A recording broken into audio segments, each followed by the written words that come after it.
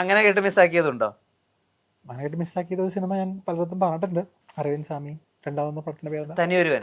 Yes, തനിയൊരുവനിലും എല്ലാം നിങ്ങളായിരുന്നു. തനിയൊരുവനിൽ അരവിന്ദ് സ്വാമിയായിട്ട് എന്നെ വിളിച്ചോണ്ടിരുന്നവർ ഒരു 4 മാസമായിട്ട് എൻ്റെ പുറകിലായിരുന്നു. ആ സിനിമ ഞാൻ തന്നെ ചെയ്യണമെന്ന് പറഞ്ഞിട്ട്. അതിൻ്റെ എക്സിക്യൂട്ടീവ് പ്രൊഡ്യൂസർ വെങ്കറ്റ് സാർ, പ്രൊഡ്യൂസർ എല്ലാവരും. പക്ഷെ ആ സമയത്ത് ഞാനൊരു വലിയ 2 തെലുങ്ക് സിനിമകൾ ചെയ്തുകൊണ്ടിരിക്കുകയായിരുന്നു. അപ്പം ഞാൻ പറഞ്ഞില്ല, ഞാൻ മെയിൻ ലീഡ് മാത്രം ചെയ്യുന്നുള്ളൂ, ഇല്ല ഞാൻ ഇനി ചെയ്യുന്നില്ല എന്നുള്ള സീനിൽ അടിയറച്ച് നിൽക്കുമായിരുന്നു. എൻ്റെ റൈറ്റേഴ്സ് കോഡ് റൈറ്റേഴ്സ് ആയിരുന്നു. സോ അവര് വഴിയാണ് എന്നെ വിളിച്ചുകൊണ്ടിരുന്നത്. പിന്നെ മെയിൻ പ്രൊഡ്യൂസർ വന്ന് വിളിച്ചു, എല്ലാം വിളിച്ചിട്ട് ഞാൻ ആ സിനിമ ചെയ്തില്ല. അപ്പോൾ അത് കഴിഞ്ഞ് അത് സിനിമ കഴിഞ്ഞപ്പോഴാണ് പടച്ചോണം ഇത് ഇത്രയും ബ്യൂട്ടിഫുൾ ആയിട്ടുള്ള ക്യാരക്ടറായിരുന്നു, ഇത്രയും ലേയേഴ്സ് ഉണ്ടായിരുന്നു. പക്ഷെ ആ ഒരു സിനിമ കാരണം ബാക്ക് ടു ബാക്ക് കുറേ സിനിമകൾ അരവിന്ദ് സ്വാമി ചെയ്തിരുന്നു. കുറേ കാലത്തിന് ശേഷം ഒരു കംബാക്ക് എടുത്താണ്. പക്ഷെ എനിക്കിപ്പോൾ അത് ഓർക്കുമ്പോൾ എനിക്ക് അത്ര നന്നായിട്ട് ചെയ്യാൻ പറ്റുമെന്ന് പോലും എനിക്കറിയില്ല. അത്രയും ബ്യൂട്ടിഫുൾ ആയിട്ടാണ് പുള്ളിക്കാരൻ ചെയ്ത് വെച്ചിരിക്കുന്നത്. ഞാൻ പക്ഷെ എൻ്റെ ഒരു സ്റ്റൈലിൽ വേറെ രീതിയിലാണ് ഇത് ചെയ്തത്. അത് മാത്രം ഞാൻ മിസ് ചെയ്തിട്ട് ഞാൻ റിഗ്രറ്റ് വന്നിട്ടുള്ളൊരു ബാക്കി കുറെ സാധനങ്ങളൊക്കെ ഒന്ന് ചെയ്തിട്ട് ആൾക്കാർ പോയിട്ടുണ്ട്, അതൊന്നും വർക്കൗട്ട് ആയിട്ടില്ല.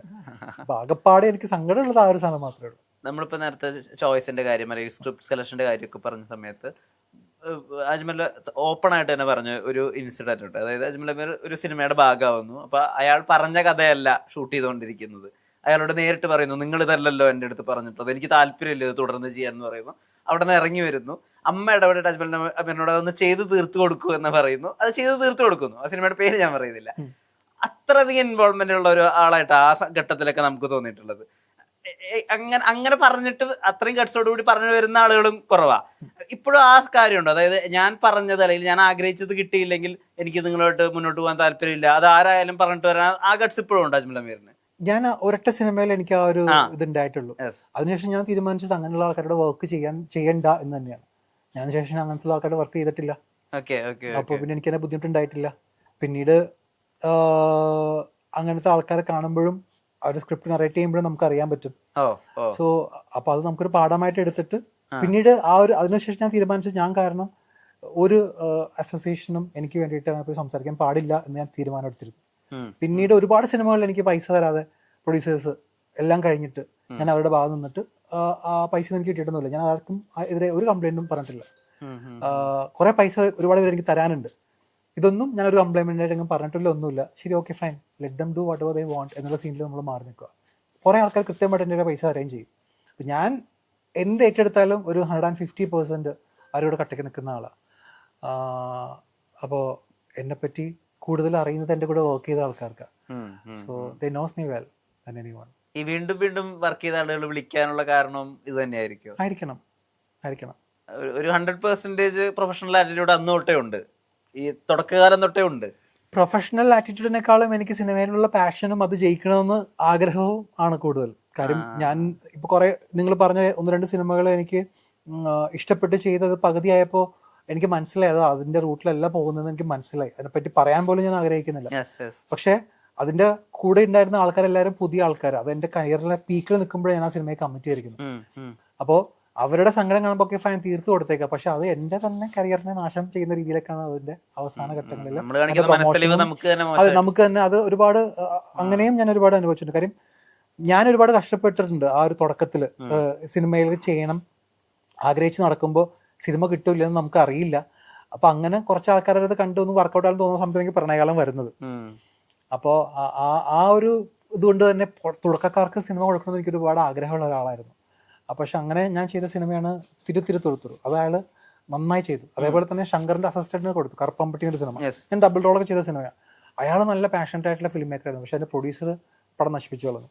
അപ്പോൾ അതേപോലെ തന്നെ കതിർവേൽ എന്നൊരു സിനിമ ഞാൻ ചെയ്തു. ആ സിനിമ ഭയങ്കര രസമായിട്ട് അതിന്റെ ഡയറക്ടർ ചെയ്തു. പക്ഷെ ഒരു പോയിന്റിൽ അവരുടെ കയ്യിൽ പ്രൊഡ്യൂസർക്കുള്ളിൽ കുറച്ച് ഫണ്ട്സിന്റെ പ്രശ്നങ്ങളൊക്കെ വന്നിട്ട് അത് സ്റ്റോപ്പായി പോയി. അപ്പോൾ അങ്ങനെയും നടക്കുന്നുണ്ട് സൈമിൾട്ടേനിയസ്ലി. ഇതിൻ്റെ ഇടയിലാണ് നമുക്ക് ഒരു കിട്ടുന്നത്, ഇതിൻ്റെ ഇടയിലാണ് മറ്റേ സംഭവങ്ങൾ ഹിറ്റുകൾ സംഭവിക്കുന്നത് എല്ലാം. അപ്പോൾ അതിൻ്റെ ഒരു നെഗറ്റീവ് പാർട്സ് നടക്കുമ്പോൾ നമുക്കറിയാം നമ്മളുടെ ഒരു പ്രോഡക്റ്റ് അത് തിയേറ്ററിലേക്ക് എത്താൻ പറ്റാണ്ടാവുമ്പോഴുള്ള വിഷമം നമുക്കറിയാം. അപ്പോൾ ഞാൻ എടുത്ത ഡിസിഷൻ എന്ന് വെച്ചിട്ടുണ്ടെങ്കിൽ കറക്റ്റായിട്ടുള്ള ആൾക്കാരോട് വർക്ക് ചെയ്യുക, കൃത്യമായിട്ട് സിനിമ തിയേറ്ററിൽ എത്തിക്കാൻ പറ്റുന്ന കേപ്പബിൾ ആയിട്ടുള്ള ആൾക്കാരോട് വർക്ക് ചെയ്യുക. കാര്യം വേറെ ഒന്നുമല്ല, അത് അവർക്കും എന്താണ് ഗുണമുള്ളൂ. നമ്മളൊരു സാധനം എടുത്തത് ബിസിനസ് ആയാൽ മാത്രമാണ് അവർക്കത് സെല് ചെയ്യാൻ പറ്റുള്ളൂ. എന്നെ വെച്ചൊരു സിനിമ എടുത്തിട്ടുണ്ടെങ്കിൽ ദേ ഷുഡ് ബി ഹാപ്പി. അപ്പോൾ ബോധപൂർവ്വം തീരുമാനമാണ് കൃത്യമായിട്ട് ബിസിനസ് ആവുന്ന ആൾക്കാരോട് വർക്ക് ചെയ്യുക, കൃത്യമായിട്ട് സിനിമകൾ ചെയ്യാൻ പറ്റുന്ന ആൾക്കാരോട് വർക്ക് ചെയ്യുക എന്നുള്ളത്. അതുകൊണ്ട് തന്നെയാണ് എൻ്റെ കരിയറിൽ സിനിമ കുറഞ്ഞതും അല്ല. ഈ ഞാനൊരു ഗ്യാപ്പിന് ശേഷം വന്നതിന് ശേഷം. തളർന്നിരുന്ന് കരയാറുണ്ടോ? ഒരിക്കലും ഇല്ല, ഒരിക്കലും കരയണ പരിപാടിയില്ല. അടുത്തത് അടുത്തതിലേക്ക് ചവിട്ടി കയറാന്നുള്ളത് മാത്രമേ ഉള്ളൂ. ഇപ്പൊ പലപ്പോഴും നമ്മൾ ഈ ആണുങ്ങളൊക്കെ ആയിട്ട് ബന്ധപ്പെട്ട് സംസാരിക്കുമ്പോഴേ ഇപ്പൊ അജ്മലിനൊക്കെ നമ്മൾ സ്ക്രീനിൽ ഹീറോകളായിട്ടാണ് കാണുന്നത്. പക്ഷെ നിങ്ങൾ അനുഭവിക്കുന്ന ഒരു റിസ്കുകളുണ്ടല്ലോ, അല്ലെ, നിങ്ങൾ അനുഭവിക്കുന്ന ടെൻഷൻസ് ഉണ്ട് ഒരു സിനിമയുമായി ബന്ധപ്പെട്ട്. അതിന്റെ സ്ക്രിപ്റ്റ് കേൾക്കുന്നത് മുതൽ അത് റിലീസ് ആവുന്നത് വരെയും ഒരു ആക്ടറുടെ റെസ്പോൺസിബിലിറ്റിയും കൂടിയാണ് ആ സിനിമ വിജയിക്കുക എന്നുള്ളത്. അപ്പൊ നിങ്ങളൊരു മെന്റൽ ഹെൽത്ത് എന്ന് പറയുന്ന ഒരു കാര്യം ഉണ്ടല്ലോ, അതിനെങ്ങനെ കോപ്പപ്പ് ചെയ്യുന്നുള്ളത്, അതിനെ പറ്റിയിട്ട് എപ്പോഴെങ്കിലും ചിന്തിച്ചിട്ടുണ്ടോ? അല്ലെങ്കിൽ അതിനെപ്പറ്റി എപ്പോഴെങ്കിലും ഫാമിലി ആയിട്ടൊക്കെ കമ്മ്യൂണിക്കേറ്റ് ചെയ്തിട്ടുണ്ടോ? എൻ്റെ അടുത്ത് പലപ്പോഴും പല ഡയറക്ടേഴ്സും പ്രൊഡ്യൂസേഴ്സും വലിയ പൈസ കേട്ട് വരും. അപ്പൊ എനിക്ക് ടീമിനെയോ കഥയോ ഇഷ്ടപ്പെട്ടില്ല, ഞാനത് ചെയ്യില്ല. ചില ആ സമയത്ത് എനിക്ക് കുറച്ച് പൈസക്ക് ആവശ്യമുള്ള സമയമായിരിക്കും, എൻ്റെ വീടിന്റെ പണിയൊക്കെ നടക്കുന്ന സമയത്ത്. ആ സമയത്ത് ഞാനത് വേണ്ടാന്ന് പറഞ്ഞിട്ട് വീടിന്റെ പണിയോട് സ്റ്റോപ്പ് ചെയ്ത് വെക്കും. അത് എൻ്റെ അടുത്ത് പലപ്പോഴും ഫാമിലിയിൽ ചോദിച്ചിട്ടുണ്ട്, ചേട്ടാ നിനക്ക് ആഗ്രഹം സിനിമ നടത്താനാണ്, നിന്റെ വീട്ടിൽ വന്നിരിക്കുന്നത് ഒരു വണ്ടിയിൽ പൈസ വന്നിരിക്കുന്നത്, അപ്പോൾ വൈ കോണ്ട് യു റിസീവ് ദാറ്റ്? ഞാൻ പറഞ്ഞു, ഞാൻ ആ സിനിമ ചെയ്തിട്ടുണ്ടെങ്കിൽ എന്നെ ആൾക്കാരെ വെറുക്കും, എന്നെ ആൾക്കാരെ വെറുത്തിട്ടുണ്ടെങ്കിൽ പിന്നെ എനിക്ക് മറ്റൊരു സിനിമ ചെയ്യാൻ പറ്റില്ല. അപ്പോൾ better I will wait for a good film. അത് എപ്പോൾ യു മേക്ക് യുവർ ഓൺ. അപ്പോൾ അങ്ങനെയൊക്കെ വരുമ്പോൾ ഞാൻ തന്നെ എനിക്ക് ടാക്കിൾ ചെയ്യാനേ പറ്റുള്ളൂ. കാര്യം അവർക്ക് സിനിമയെ പറ്റി ഒന്നും അറിയില്ല. അപ്പൊ ഞാനൊരു സിനിമ ചെയ്യുമ്പോൾ അതിൻ്റെ ഒരു മിനിമം ക്വാളിറ്റി ഉണ്ടാണെന്ന് ആഗ്രഹിക്കുന്ന ഒരാളാണ് ഞാൻ. അത് മാത്രമല്ല, ഞാനൊരു സിനിമ ചെയ്യുമ്പോൾ that should be A talk of A town എന്ന് ആഗ്രഹിക്കുന്ന ഒരാളാണ്.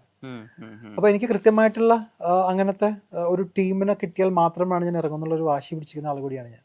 എങ്ങനെയെങ്കിലും ഒരു സിനിമ ചെയ്യാന്നുള്ള ഒരു സീനിൽ നിൽക്കുന്ന ആളല്ല. പക്ഷെ ഞാൻ ചോദിച്ചിട്ട്, ഇപ്പം സാധാരണ മംഗൾവാരം സെലക്ട് ചെയ്യുന്നു, ശരിയാണ്, RX-100 ഫേമസ് ആയിട്ടുള്ളൊരു സിനിമയാണ്, ഒക്കെ അറിയാം. പക്ഷെ RX-100-നേക്കാളും കൂടി ട്രാവൽ ചെയ്തിട്ടുണ്ട് മംഗൾവാരം, ഇവിടെയൊക്കെ പ്രത്യേകിച്ച്. നമ്മുടെ ഓഫീസിൽ തന്നെ ഒരുവിധപ്പെട്ട എല്ലാ ആളുകളും ആ സിനിമ കണ്ടിട്ടുണ്ട്. അപ്പം ആ സിനിമയുടെ അകത്ത് അജ്മൽ അമീർ ഇതുവരെ ചെയ്യാത്ത കുറച്ചധികം കാര്യങ്ങളുണ്ട്. അതായത് അതിനകത്ത് ഇന്റിമേറ്റ് ആയിട്ടുള്ള സീനുകളുണ്ട്.